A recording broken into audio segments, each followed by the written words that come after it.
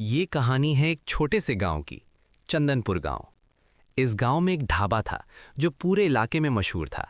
ढाबे का नाम था चंदू हलवाई का ढाबा। और चंदू हलवाई वो कोई साधारण रसोइया नहीं था।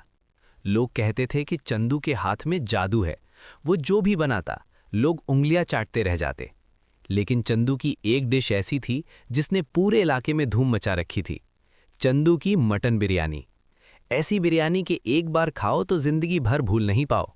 लोग 20-20 किलोमीटर दूर से आते थे सिर्फ उसकी बिरयानी खाने। बिरयानी बिरयानी चंदू की बिरयानी, चावल में जान है मसाले में कहानी। एक बार जो खाए बोले वाह भाई वाह, चंदू की बिरयानी का कोई नहीं मुकाबला। हाँ बस, आज जरा सी और केसर डालते हैं, और दही, ताज़ी दही, और ये भुने हुए प्याज सुनहरे सुनहरे। बस ऐसे ही धीमी आंच पर दम देते हैं। बिरयानी को जल्दी नहीं बनाते, बिरयानी को प्यार से बनाते हैं। पापा पापा, बहुत बड़ी खबर, बहुत बड़ी खबर। अरे गुड्डी बेटा, क्या हुआ? इतनी हाफ क्यों रही है? पहले पानी पी ले। पानी बाद में पापा, पहले सुनो। मुखिया जी ने अभी चौपाल पर ऐलान किया है कि अगले हफ्ते गांव में ग्रैंड बिरयानी मुकाबला होगा। पूरे देश से बड़े बड़े शेफ आएंगे और जो जीतेगा उसे मिलेगा 10 लाख रुपए का इनाम और बिरयानी किंग का खिताब। पापा, आपको हिस्सा लेना है। 10 लाख? बिरयानी किंग? ये तो बहुत बड़ी बात है गुड्डी। लेकिन बड़े बड़े शेफ आएंगे शहर से, उनके पास महंगे मसाले होते हैं, बड़ी बड़ी मशीनें होती हैं। मैं तो बस एक गांव का हलवाई हूँ। पापा, आप ऐसे कैसे बोल सकते हो? आपकी बिरयानी से बेहतर कोई नहीं बनाता। दादी माँ कहती हैं कि असली स्वाद मशीनों से नहीं, हाथों से आता है। आपको ये मुकाबला जीतना है। घर के अंदर दादी माँ चारपाई पर बैठी हैं। उन्होंने सफ़ेद साड़ी पहनी है और सुपारी चबा रही हैं। दीवार पर एक पुरानी तस्वीर है। जवानी में दादी माँ बिरयानी बना रही हैं। गुड्डी सही कह रही है चंदू, ये मुकाबला तुझे जीतना है। ये सिर्फ पैसों की बात नहीं है, ये हमारे खानदान की इज्जत की बात है। तेरे दादाजी, तेरे परदादाजी सब बिरयानी बनाते आए हैं। ये नुस्खा 5 पीढ़ियों से हमारे खानदान में है। तू इसे दुनिया के सामने दिखा। लेकिन अम्मा, मैंने सुना है कि शहर से शेर सिंह भी आ रहा है। वो बहुत बड़ा शेफ है। उसके 5-5 रेस्टोरेंट हैं, टीवी पर आता है। उसने 50 मुकाबले जीते हैं। उससे कैसे मुकाबला करूं? शेर सिंह? बेटा, मैं तुझे एक बात बताती हूँ। जब तेरे दादाजी जिंदा थे तब शेर सिंह का बाप बड़ा सिंह उनसे बिरयानी सीखने आया था, लेकिन उसमें सब्र नहीं था। वो शॉर्टकट अपनाता था। उसी ने ये गंदी आदत अपने बेटे शेर सिंह को सिखाई। शेर सिंह बिरयानी अच्छी बनाता है, मैं मानती हूँ, लेकिन उसमें वो दिल नहीं है जो तेरे हाथ में है। सुंदरवन गांव एक छोटा सा प्यारा गांव था जो घने जंगल के किनारे बसा हुआ था। इस गांव में एक छोटी सी झोपड़ी में अर्जुन और मीरा अपने बूढ़े पिताजी के साथ रहते थे।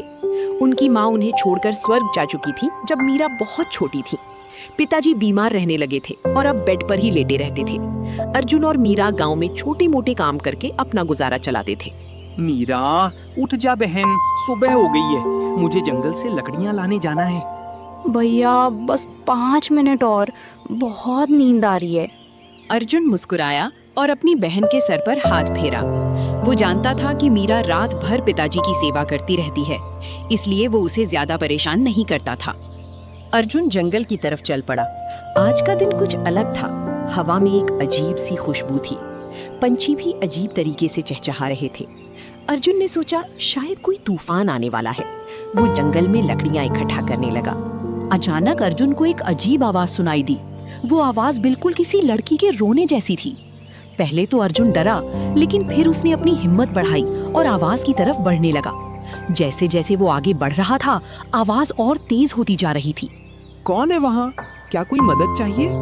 तभी एक बड़ी सी चट्टान के पीछे से एक औरत का साया दिखा। अर्जुन ने जब ध्यान से देखा तो वो एक सुंदर राजकुमारी थी जो फटी हुई ड्रेस में थी और रो रही थी।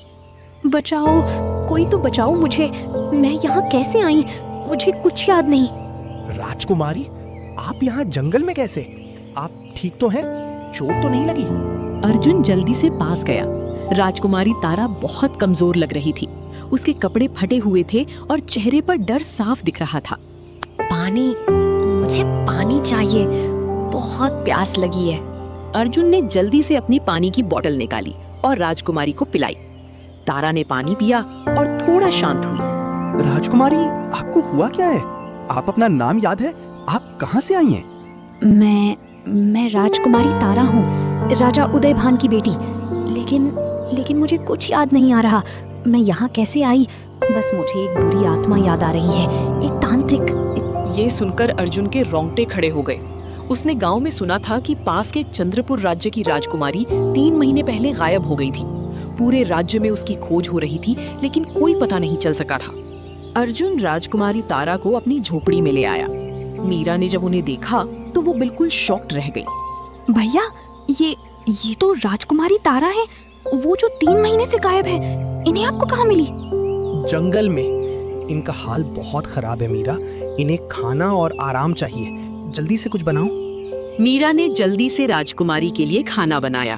तारा ने भूख से खाना खाया। फिर वो थोड़ी थकी हुई लग रही थी। तुम दोनों ने मेरी इतनी मदद की, तुम्हारा धन्यवाद। लेकिन मुझे डर लग रहा है, वो तांत्रिक, वो फिर से आ सकता है मुझे ढूंढने। राजकुमारी, आप फिक्र मत करिए, हम आपकी रक्षा करेंगे।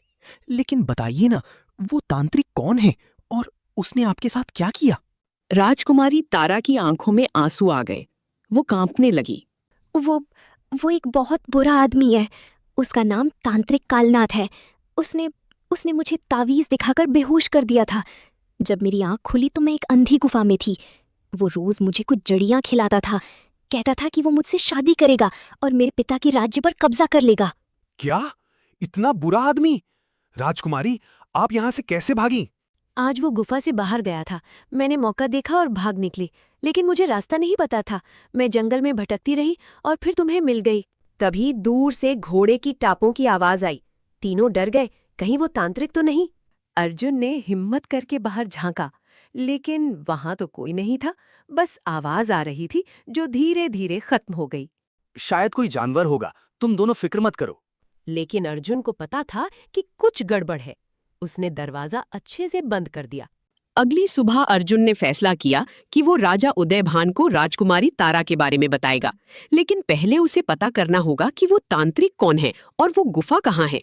भैया, आप अकेले नहीं जाएंगे ना? वो तांत्रिक बहुत खतरनाक लग रहा है। नहीं मीरा, मैं अकेले नहीं जाऊंगा। पहले मैं गांव के बुजुर्ग से बात करूंगा। बुढ़ा फकीर को सब पता होता है। बुद्धा फकीर गांव का सबसे ज्ञानी आदमी था। लोग कहते थे कि उसे भविष्य दिखता है और वो जादू टोना भी जानता है। अर्जुन बूढ़े फकीर की कुटिया पर पहुंचा। वहां धूनी जल रही थी और एक अजीब सी खुशबू आ रही थी। आ गया तू अर्जुन? मैं जानता था तू आएगा। बैठ जा। आपको कैसे पता मैं आऊंगा?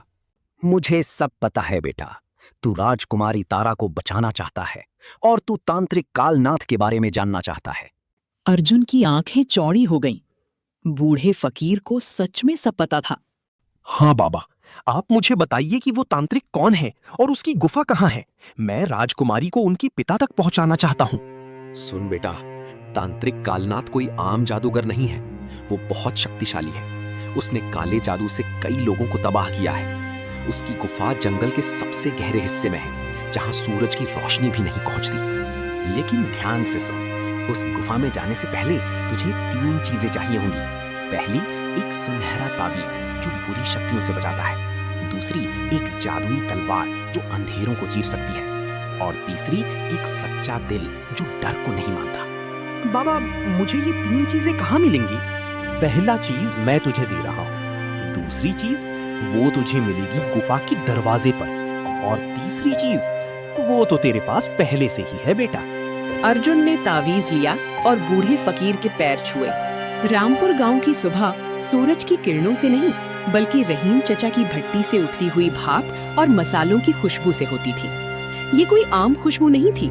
ये वो जादू था जो सड़क चलते मुसाफिर को रोक लेता और सोए हुए कुनबे को जगा देता। गांव के हर कोने में ये बात मशहूर थी कि रहीम की देसी मटन बिरयानी का कोई मुकाबला नहीं। आज की कहानी उसी बिरयानी, उसके राज और उस इंसान की है जिसने अपनी जिंदगी इसी हांडी और चूल्हे के हवाले कर दी थी। मुन्ना, ओ मुन्ना, ये लकड़ियां गीली क्यों हैं? मैंने कहा था ना कि बबूल की सूखी लकड़ियां लाना। बिरयानी की आग में जो तपिश होनी चाहिए वो इन गीली लकड़ियों से कैसे आएगी? जा पिछले आंगन से वो पुरानी लकड़ियां उठा ला। और हाँ, हांडी का ढंग से धुलवान हो गया? अरे चाचा, मैं तो भागता ही आ रहा हूँ। वो ना नदी किनारे वाली लकड़ियाँ थोड़ी नम हो गई थी बारिश से। मैं अभी सूखी लकड़ियाँ लाता हूँ। हांडी तो मैंने रात को ही मांझ के रखी है, चमक रही है आईने की तरह। दादा, आप सुबह सुबह मुन्ना को डांटना शुरू कर देते हैं। बेचारा रात भर मटन मैरिनेट करने में जाग रहा था। आप थोड़ा आराम कीजिए, आज मैं देख लूंगी मसालों की पिटाई। आपकी कमर दर्द कर रही है ना? अरे सलमा बेटी, ये डांटना नहीं सिखाना है। बिरयानी बनानी है तो पहले सब्र और मेहनत सीखो। अगर लकड़ी सही नहीं होगी तो आग सही नहीं होगी, अगर आग सही नहीं होगी तो दम सही नहीं लगेगा, और अगर दम सही नहीं लगा तो ये बिरयानी नहीं खिचड़ी बन जाएगी। ये रहीम की बिरयानी है, इसमें कोई कमी नहीं हो सकती। दोपहर ढलते ढलते गांव में एक बड़ी सी काली गाड़ी आकर रुकी। धूल उड़ती हुई रहीम की दुकान के सामने आकर रुक गई। गांव वाले हैरान थे कि ऐसी महंगी गाड़ी यहाँ क्यों आई है। गाड़ी से उतरा एक मोटा ताजा आदमी जिसके हाथ में सोना चमक रहा था और आंखों में एक अलग ही चमक थी। ये थे सेठ गिरधर, जो शहर के बड़े होटल चेन के मालिक थे। वाह वाह, क्या खुशबू है। पूरे शहर में मैंने ऐसी महक नहीं सूंघी। सुना है यहाँ एक रहीम नाम का आदमी बिरयानी बनाता है। कहाँ है वो? मुझे उससे मिलना है। मेरा वक्त कीमती है, जल्दी बुलाओ उसे। सलाम सेठ जी, सुना है आप मुझसे मिलना चाहते थे। बिरयानी खाएंगे? आज मटन बहुत नरम है, बकरा खुद गांव का पाला हुआ है, मसाले भी ताजे पिसे हैं। रहीम मियाँ, बिरयानी तो मैं खाऊंगा, पर पहले मेरी बात सुनो। तुम्हारी ये बिरयानी सोना है, पर तुम इसे यहाँ मिट्टी की हांडियों में बेचकर अपना वक्त बर्बाद कर रहे हो। मैं चाहता हूँ कि तुम मेरे साथ चलो शहर। हम तुम्हारे नाम की फ्रेंचाइजी खोलेंगे। मशीन से बिरयानी बनेगी, पैकिंग होगी और पूरे देश में बिकेगी। तुम्हें लाखों रुपए मिलेंगे महीने के। सोचो। दादा, सुना आपने? सेठ जी कह रहे हैं लाखों रुपए। हम शहर चल सकते हैं, वहाँ अच्छा घर होगा, आपको इतनी मेहनत नहीं करनी पड़ेगी और हमारी बिरयानी का नाम पूरे देश में होगा। ये तो सपना सच होने जैसा है। सलमा, शांत रहो बेटा। सेठ जी, आपका शुक्रिया, पर ये बिरयानी मशीन से नहीं बनती। इसमें हाथ की गर्मी चाहिए, दिल का सुकून चाहिए और गांव की मिट्टी की खुशबू चाहिए। जो चीज मशीन बनाएगी वो सिर्फ पेट भरेगी, रूह को सुकून नहीं देगी। मैं कहीं नहीं जाऊंगा। रहीम का इनकार सुनकर सेठ गिरधर का चेहरा लाल हो गया, पर वो मुस्कुराए। उन्होंने सोचा कि ये बूढ़ा आदमी बाद में मान जाएगा। वो चले गए।